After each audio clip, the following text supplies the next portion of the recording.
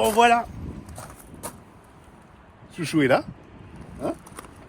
Vas-y, ouvre-la vite, ouvre-la vite. Mais je viens d'enlever mon manteau, fallait me dire, je serais sortie. Salut les copains. Salut. Bon, nous sommes en Belgique avec Alison. Elle est dans le modus. Elle a le Manao à côté. Hein? Mais je viens d'enlever mon manteau. Si tu voulais faire une intro, fallait me Là, dire, tu je vas serais avoir froid, là. sortie. Et pourquoi on est en Belgique? Parce que Clyde est prêt. J'en profite, il y a une petite accalmie, il n'y a pas de vent là. Donc ça y est, nous sommes en Belgique, nous avons récupéré Clyde, il est en parfait état de roulement, apparemment ils ont fait un gros essai dessus. Tout va bien, il est prêt pour de nouvelles aventures. Du coup, ils ont réglé le problème. Forcément, boîte de vitesse, embrayage, ça c'était obligatoire. On avait aussi une petite fuite au niveau de mes pieds, au niveau du passager, lorsque on mettait la clim. J'avais trouvé sur les forums qu'il y avait un endroit spécifique à nettoyer, mais j'ai jamais trouvé l'endroit où il fallait nettoyer. Donc, ils ont trouvé, ils l'ont nettoyé et du coup c'est réglé. Il n'y a plus de fuite sur la clim. Bref, il est prêt pour de nouvelles aventures. Bon, ils ont même supprimé une petite vibration au niveau du tableau de bord. Voilà, il y avait deux trucs qui se touchaient, ils ont démonté, supprimé ce petit inconfort de conduite. Ça faisait longtemps qu'on l'avait de temps en temps. Bon, on n'est même pas content. Du coup, il est tout beau, tout neuf, tout prêt à repartir pour de nouvelles aventures. Malheureusement, pas avec nous. Bah non, pas avec nous. On va en faire des nouvelles aventures avec quelqu'un, avec un nouveau véhicule. Il paraît que la majorité l'emporte. Mais c'était pas vraiment la majorité parce que les garçons, ils tenaient avec moi. Non, les garçons, ils étaient neutres. Les garçons, ils ont dit qu'ils s'en fichaient, peu importe le véhicule. Moi, je voulais garder celui-là. Ils ont même dit, peu importe la monture, tant qu'il y a l'aventure. On leur a pas soufflé ça. Non. Et Tom et Saona voulaient changer. Donc je suis bien obligée de me ranger à la majorité, mais ça m'embête quand même, parce que je l'aime mon def. On en refera un dans quelques années. On nous a dit, si vous repartez un jour, tout ça... Surtout pas avec un def. Surtout pas avec un def, avec votre connaissance en mécanique, mais en vrai, ça se répare bien partout, on en suit en Afrique. Et puis la mécanique, ça s'apprend.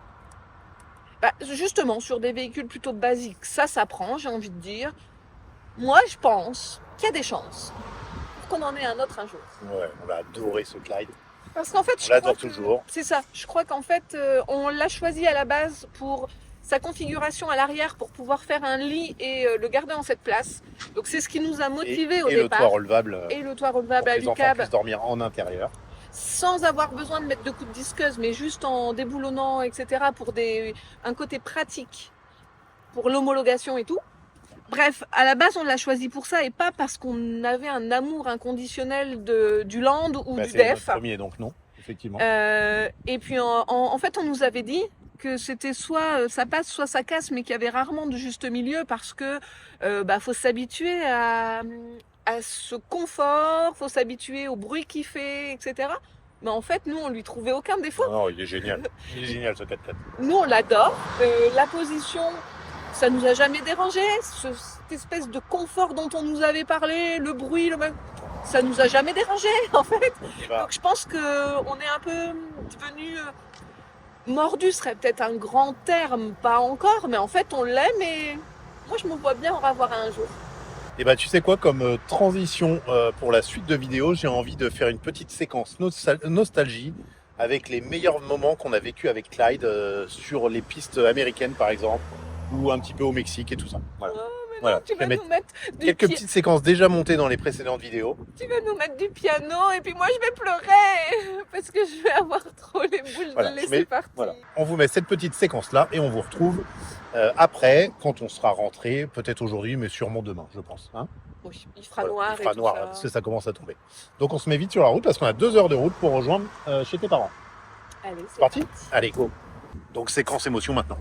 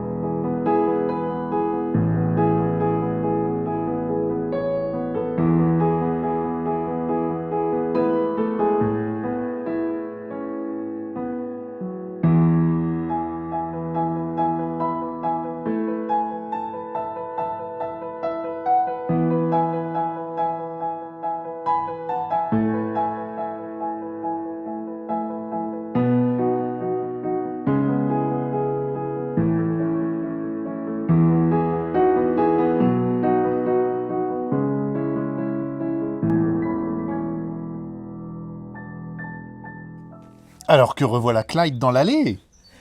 Le retour s'est très bien passé. Il roule très bien, je vous confirme. Moi, j'allais parler de Manao. Alors, Clyde roule très bien. Manao a été hyper sage, adorable. Bon, j'ai quand même fini en ressemblant un peu à une folle, parce que les 10 dernières minutes, il voulait s'arrêter. Alors je me disais, non, pour 10 minutes, allez, on pousse. Donc du coup, je l'occupais sur les rythmes de la musique, avec son bâton de pluie, et j'étais au-dessus de lui. Ah, enfin bref, valait mieux pas me voir à ce moment-là.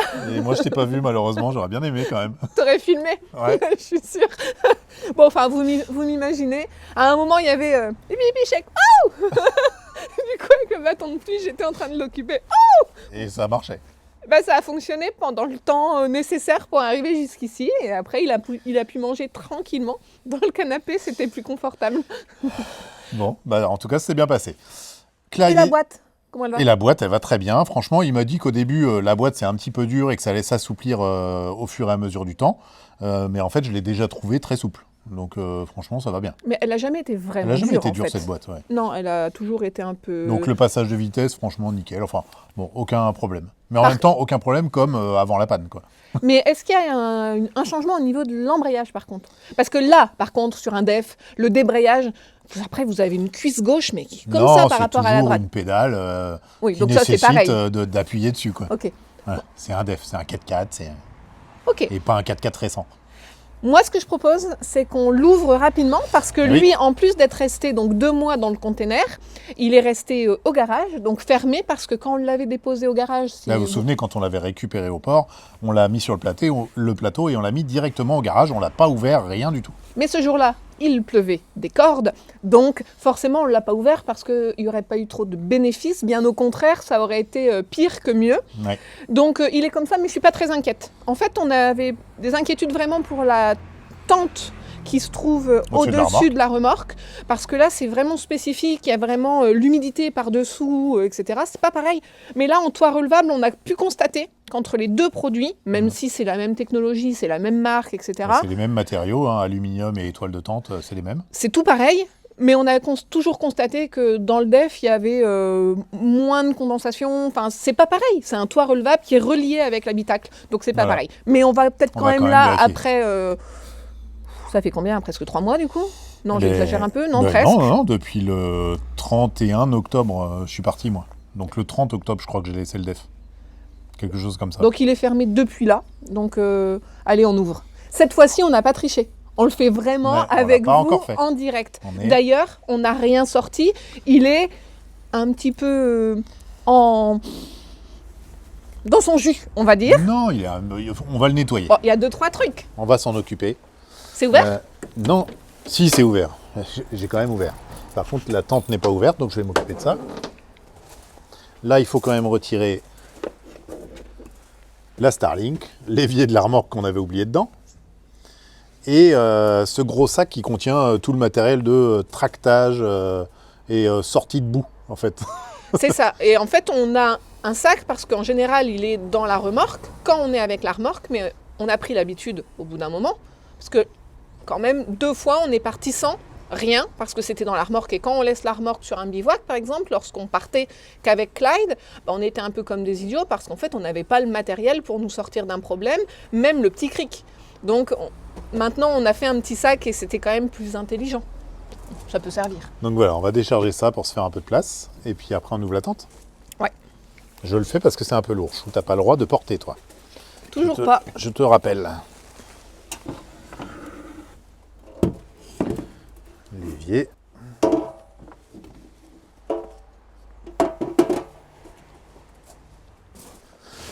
Le carton Starlink qu'on ramènera sûrement. On va essayer de le mettre dans un sac, ça aussi. Mais c'est encombrant, ça. C'est très encombrant, ouais.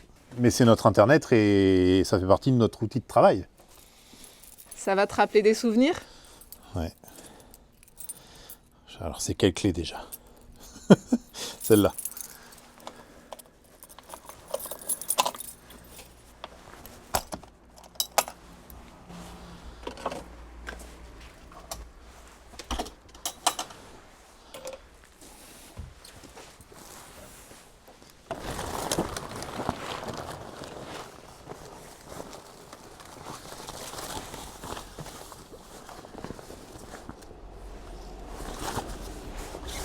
Ça m'a pas l'air mal tout ça.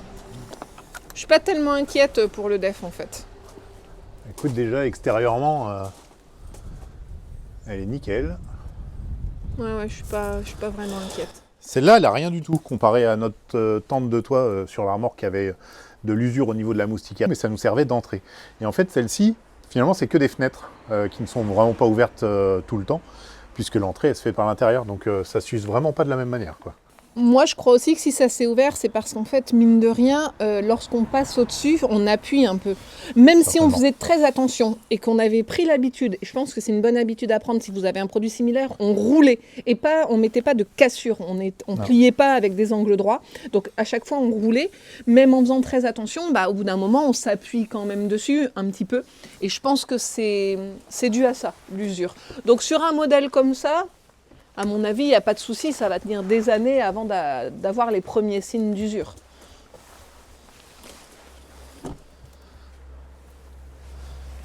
Eh bien écoute, tout va bien.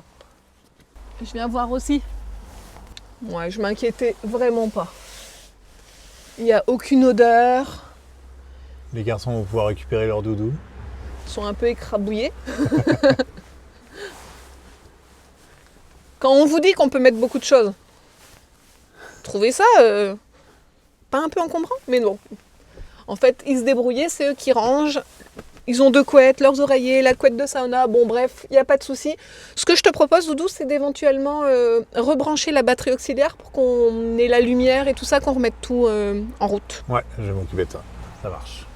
Bon, je suis quand même vraiment hyper contente parce que le retour de nos véhicules s'est quand même bien passé. Clyde n'a pas de dégâts. Alors par contre, il est extrêmement sale, il est plein de poussière.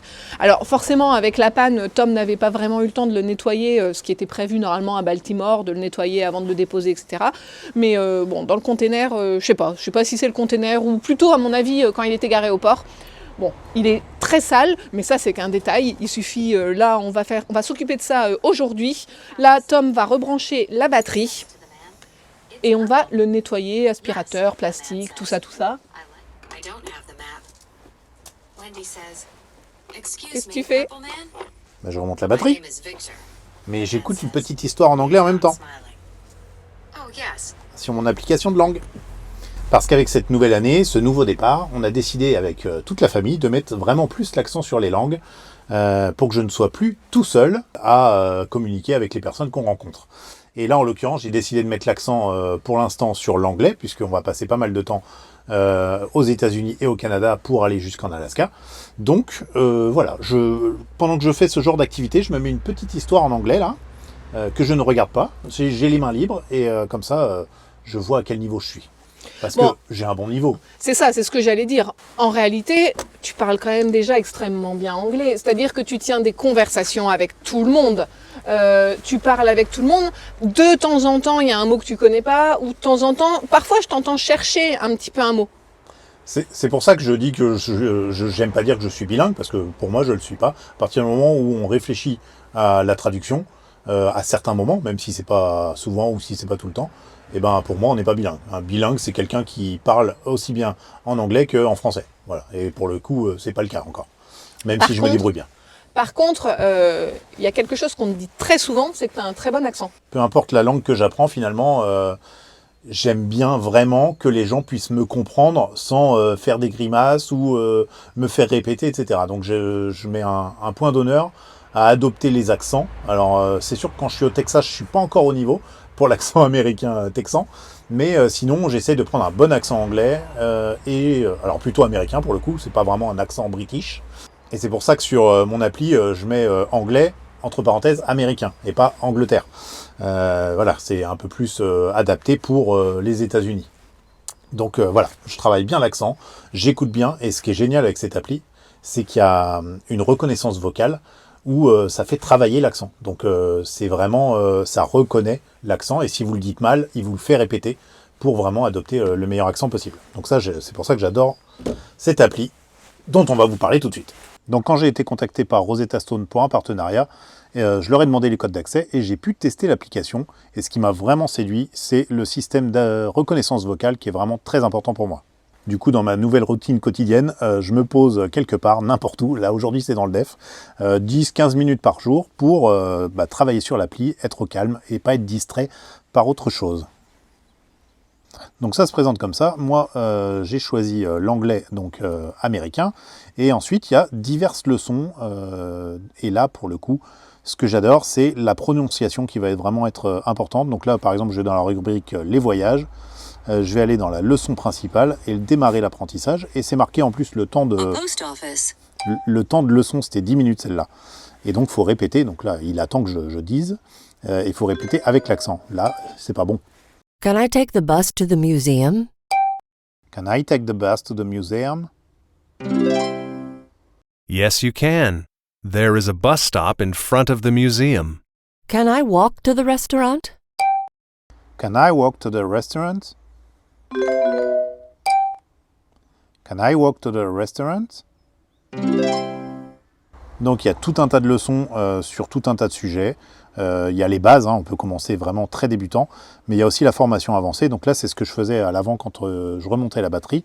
C'est que je me suis mis une histoire en anglais, et celle-là, on peut les télécharger. C'est hyper pratique, c'est-à-dire qu'on peut faire ça hors réseau. Si on n'a pas de réseau, c'est pas grave, ça fonctionne quand même avec les histoires. Et du coup, ça, pour moi, c'est vraiment très important. C'est comme regarder un film en VO.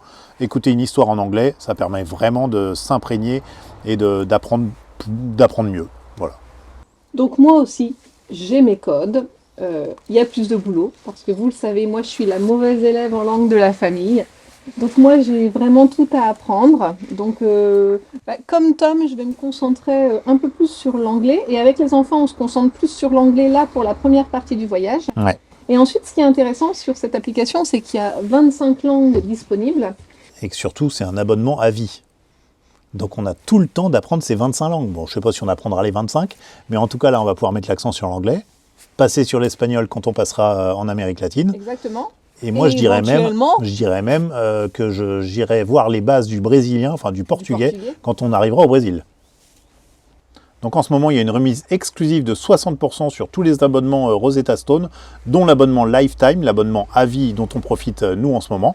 Donc l'abonnement à vie tombe à un tarif de 149 € jusqu'au 31 janvier seulement. Et si jamais vous souscrivez avec nos liens après le 31 janvier, donc à partir du 1er février, le même lien vous apportera tout de même 50% de réduction, donc amènera l'abonnement à 179 €.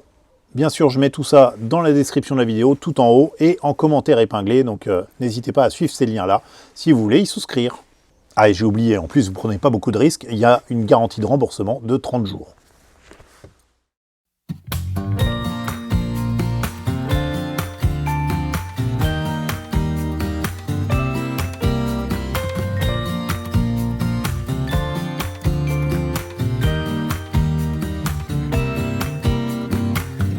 Some people have written books, some have a great look that covers the magazines for kids who are 17. But I don't know what to do, staring into the blue sky and just waiting for a sign. Some, they are certain of what awaits them when it all ends. But I don't know what will happen to me. Will I be remembered in a century? Like dust in the wind, or the talk of the town that we are living in. Well, I don't know, how could I know what lies ahead of me? Am I part of a grander master plan? Will I be washed away like lines in the sand?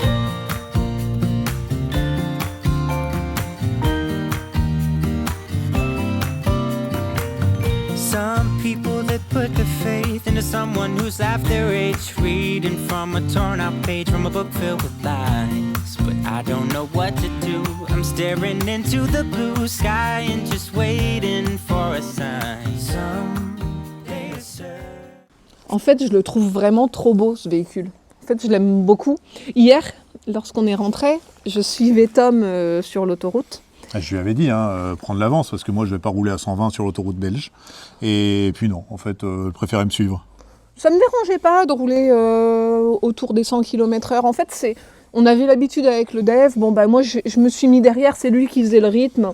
C'était pas gênant, et puis il y a eu toute une partie qui était assez chargée, donc en fait, T'aurais pas gagné beaucoup de temps. Ouais. Non, vraiment pas grand-chose, juste quelques minutes. Donc c'était bien en cas de problème. Je vois pas ce qui pouvait vraiment y arriver, mais on était ensemble. Bon, bref, c'était très bien. Mais c'est pas ça que je voulais dire.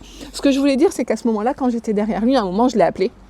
Et je lui dis, tu crois pas qu'on pourrait le garder ? On le ramène et on l'accroche derrière le camping-car. Et comme ça, on a une solution pour aller faire des micro-aventures en Alaska et tout ça. Une voiture 7 places. Une voiture un bon 7 places. Avec une réserve d'eau. Et en fait, certains vont dire, mais vous n'allez pas refaire la même erreur. Eh bien, en fait, vous savez, j'ai beaucoup réfléchi. Et je ne pense pas qu'avoir un DEF sur le continent nord-américain, en tout cas, je ne sais pas pour le reste, mais en tout cas nord-américain, je ne crois pas que ce soit une mauvaise chose. Je m'explique. Parce que sur tous les forums, on voit toujours passer qu'il faut absolument prendre des marques qui sont très présentes dans les pays où on va aller. Donc très souvent, forcément, on va avoir Toyota qui va revenir beaucoup. Le véhicule depuis la France. Oui, là, ce que je dis, c'est en cas de véhicule européen, vous avez votre véhicule français, vous l'emmenez où vous partez. Et c'est vrai que ça ressort tout le temps. Mais en fait, là, on a deux expériences, celle de Pierre-Loïc et Laure. Ils ont un Ford Ranger, Ford, extrêmement présent aux États-Unis. Sauf qu'en fait, le modèle européen ne correspond en rien au modèle américain. Donc, lorsqu'ils se sont retrouvés au garage, impossible de changer pièce pour pièce. Il y avait tout le système anti-pollution qu'eux, ils n'ont pas. Le moteur est différent. Bref, tout était différent. C'était compliqué au niveau électronique également, puisque les faisceaux électriques ne sont pas les mêmes, etc. Quoi. Donc, en fait, on se dit, Ford, c'est fort représenté là-bas, pas de souci, c'est pas une très bonne idée. Là, on a pu constater sur les réseaux sociaux d'une famille qu'on suit, en Jeep, même topo. Jeep européen, ça va pas, c'est tous les mêmes problèmes. C'est pas les mêmes normes, et Jeep européen n'est pas construit aux États-Unis. Donc. Alors, finalement, sur ces véhicules-là, on se rend compte qu'on peut pas faire réparer aussi facilement qu'on peut lire dans les forums. Finalement, notre Clyde, certes, il n'existe pas, il n'y a pas son équivalence. Je parle d'un ancien, d'un TD5 ou d'un TD4 ou même d'un 300. En fait, il n'existe pas, il n'est pas commercialisé. Donc, en fait, il y a quelques spécialistes là-bas. On en a rencontré deux déjà sur les 11 présents. Qui, eux, du coup, font des réparations sur ces modèles-là. Ils ont les pièces de ces modèles-là, de ces modèles européens, puisqu'il est anglais et il n'y a pas de modèle américain. Et pour les coups, les deux spécialistes qu'on avait rencontrés, l'un dans le Kentucky, l'autre en Arizona, l'un était écossais et l'autre anglais. Donc, voilà. Installés aux États-Unis. Ce que je veux dire par là, c'est que finalement, certes, parfois, on n'est pas à côté du bon garage. Donc, il peut y avoir un coût supplémentaire pour amener le véhicule jusqu'à ce bon garage. C'est vrai. Mais en réalité, Clyde, il peut être réparé très facilement sur le continent américain. Lorsqu'on est tombé en panne, ce qui s'est passé, c'est que la décision était déjà prise de rentrer. Donc, on s'est dit le plus simple, c'est de le faire revenir par bateau en panne. Et je suis tombé en panne à côté d'un port de départ. Exactement. Donc, c'est pour ça que tout de suite, on s'est orienté vers cette solution-là. Mais en réalité, si on n'avait pas déjà pris la décision de rentrer, au moment de la panne, tu as tout de suite appelé Andy. Ouais. Donc, Andy, c'est celui qui nous avait aidé, qui nous avait changé le démarreur. Andy nous a tout de suite dit, moi, il a cherché, il pouvait avoir une boîte, il nous avait donné un tarif qui était très très bon, et il nous disait, il n'y a pas de souci, si tu arrives jusqu'à mon garage, je te fais les réparations, il n'y a aucun problème, je répare Clyde. Donc en fait, on a fait d'autres choix parce que la décision était déjà prise de rentrer. Bien sûr, ça aurait été un petit peu de logistique pour passer la frontière avec le véhicule qui ne roulait pas. Donc, il aurait fallu prendre un véhicule de location. Peut-être acheter un système à mettre derrière pour le tracter. Peut-être, ok. Mais c'était finalement pas du tout infaisable. C'était possible. Et c'était même finalement plus facile de réparer un bon vieux DEF aux États-Unis que de réparer le Ford de Pierre-Loïc et Laure. C'est vrai. En réalité. Parce que là, il a les bonnes pièces. Quand il commande pour le TD5, il n'y a pas de différence entre leur modèle américain et européen. Alors, je sais que c'est contraire à tout ce qu'on peut lire finalement sur les forums. Et moi, la première, au départ, j'étais vraiment convaincue de ça. En me disant, il faut un véhicule très représenté, etc. Bon, quand on a choisi Clyde, forcément, on avait abandonné ce critère-là. On est bien d'accord. Mais, avec notre expérience, en tout cas sur la partie nord-américaine, et là, ça me fait dire que cette chose qui est souvent colportée sur les forums n'est pas complètement fondée, n'est pas complètement justifiée, et c'est pas complètement vrai. Après, ça va dépendre où on va. Mais ça dépend tellement de choses, en fait. C'est pour ça qu'il n'y a pas de vérité exacte. Je crois aussi que ça, c'est valable pour les véhicules récents, bien sûr. Parce qu'un vieux Toyota, effectivement, ça restera peut-être une bonne référence, réparable facilement partout. Mais dans ce cas-là, un peu comme le DEF, parce qu'il y a des passionnés de DEF un petit peu partout, mine de rien. C'est vrai. Le problème que rencontrent souvent les gens, quand on parle de Pierre-Loïc Heller, quand on parle de ceux avec le Jeep, c'est parce que ce sont des modèles plutôt récents, dans lesquels il y a de l'électronique et tout ça. Donc, je crois qu'il faut vraiment faire le distinguo sur les vieux, les neufs, et est-ce que ce sera les mêmes moteurs ou pas ? Faut pas juste s'arrêter au fait que ils ont le même modèle, c'est bon. Non, parce que c'est pas le cas.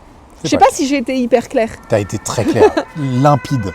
Bon, tout ça pour revenir à mon idée. Donc je suis Tom et je regarde mon beau Clyde qui roule devant moi et je me dis, je l'adore ce véhicule en fait. Et vous le savez, dans l'histoire, j'étais vraiment celle qui voulait pas le vendre. Mais je me plie à la majorité. Et là, je lui dis, et si on arrivait à l'emmener ? Il est déjà équipé.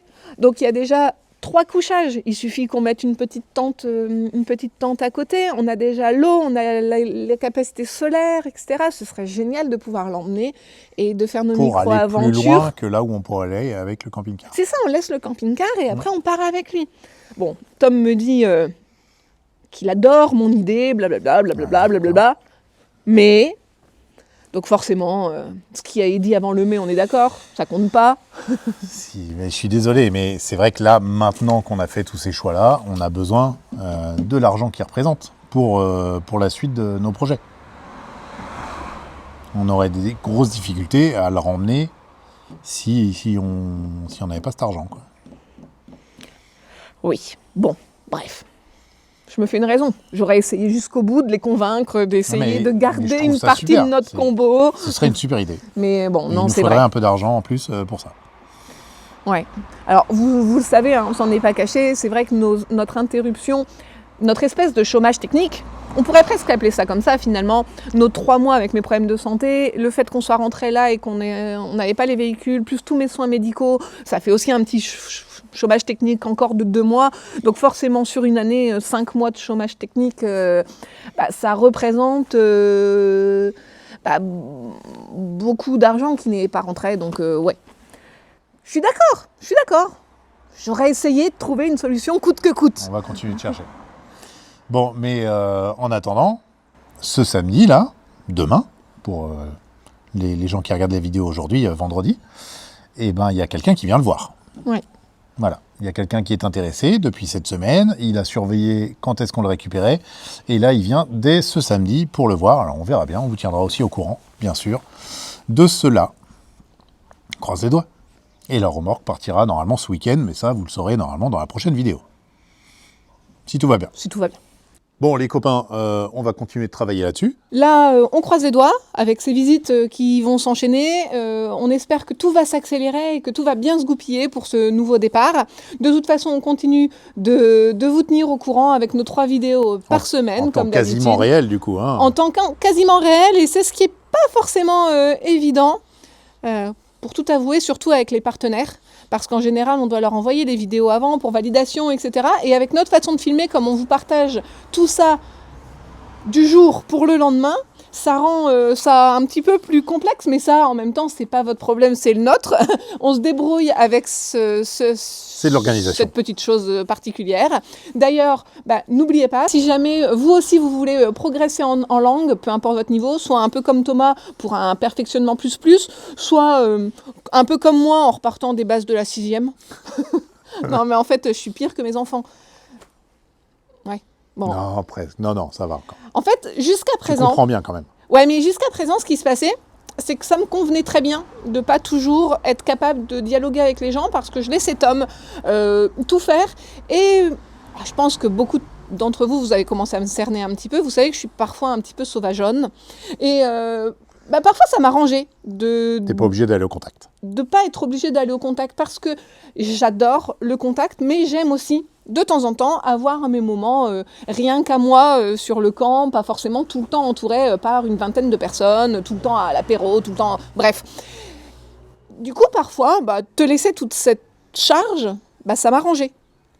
Mais là, de plus en plus, je m'aperçois que maintenant, j'aimerais bien, quand on part en trek, par exemple, comme quand on était en Colombie, et qu'on se décide et qu'on se dit, on va tous se parler en anglais parce qu'on est tous de nationalités différentes. Et là, je me retrouve vraiment comme une idiote parce qu'en fait, je comprends. Donc, c'est quand même déjà ça. C'est déjà très bien.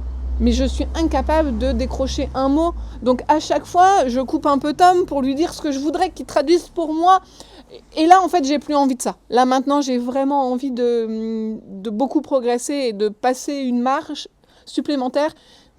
Donc voilà. Bon, bref, tout ça pour dire, si vous aussi, vous voulez, soit à son niveau, ou soit, comme moi, vous êtes complètement débutant. Si vous êtes intéressé par notre appli de langue Rosetta Stone, tous les liens sont en description et commentaires épinglés. Bon, sur ce, les copains, on continue de vous tenir au courant. On croise les doigts, là on va le briquer, le bichonner parce qu'il en a besoin. Et puis dimanche, vous en saurez plus. À bientôt les copains. Salut. Bye bye.